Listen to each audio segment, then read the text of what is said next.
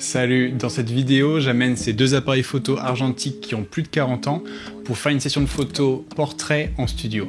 Autant j'ai l'habitude de bosser en studio, autant faire ça à l'argentique, ça a été une première fois pour moi. Et ce jour-là, j'ai eu plein de soucis qui ont fait que mes 2 heures de photoshoot se sont transformées en 45 minutes.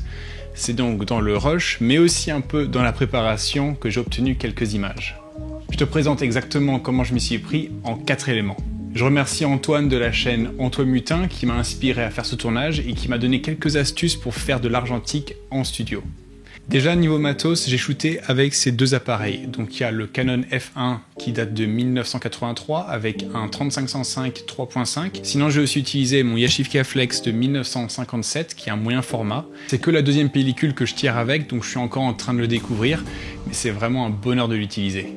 Pour préparer un shoot, je fais toujours un mood board pour avoir une idée du style que je vais adopter pendant le shoot. Donc ça soit niveau lumière, mais aussi pour le style de la modèle, au niveau fashion, maquillage, coiffure, etc. Et en fait c'est simple, je vais sur Pinterest, je cherche des concepts, et quand il y a quelque chose qui m'inspire, je regroupe des images, j'en fais un board, et ça m'aidera pendant le photoshoot, mais aussi surtout pour la préparation. Là, malheureusement, comme j'ai dit tout à l'heure, j'avais clairement pas le temps de faire vraiment des choses sophistiquées, ni de changer de setup en cours de route, donc j'ai décidé de faire simple. J'ai utilisé 2 lumières RVB en bleu pour le fond, et je les ai mises assez proches du mur du fond, parce qu'en fait je voulais pas qu'il y ait un aplati de bleu uniforme en fond, mais plutôt avoir des zones plus saturées et lumineuses, et d'autres un peu plus sombres. Et ensuite j'ai mis une lumière RVB en rouge sur la gauche, suffisamment de côté pour avoir des ombres bien marquées sur l'autre côté du visage de la modèle. Et pour quelques images, j'ai utilisé un flash spotlight pour créer une poche de lumière sur la modèle. J'ai mis une gélatine orange pour réchauffer cette lumière. Et en fait mon vieux Canon F1, il a beau avoir 41 ans, il fonctionne parfaitement avec le flash, donc je voulais essayer.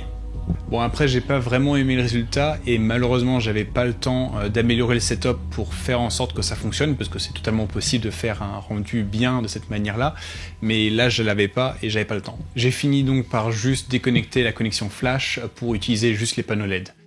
Quand je prépare un photoshoot, je trouve ça hyper important de regrouper aussi un ensemble d'inspirations de poses pour la modèle.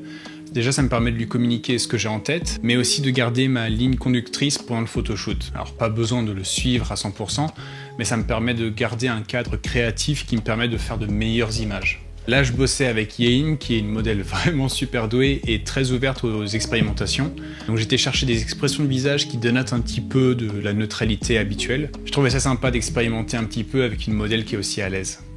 Alors pour trouver les bons réglages, j'ai simplement expérimenté avec mon appareil photo numérique. Donc d'abord je prends au numérique et ensuite j'ai transféré ces réglages sur mes appareils argentiques en surexposant d'un stop, histoire d'avoir juste un petit peu plus de marge.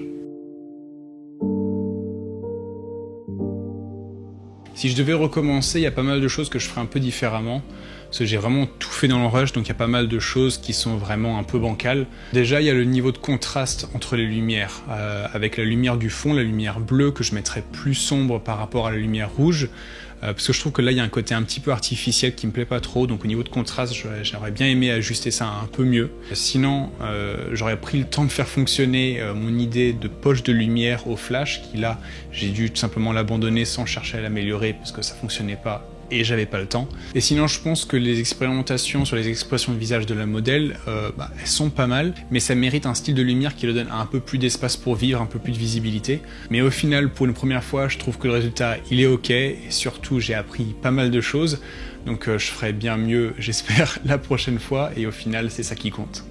Si tu as des conseils pour m'aider à faire mieux la prochaine fois, mets-les en commentaire, vraiment ça m'aiderait beaucoup. Et sinon, n'hésite pas à voir cette vidéo juste là. Prends soin de toi. Bye bye.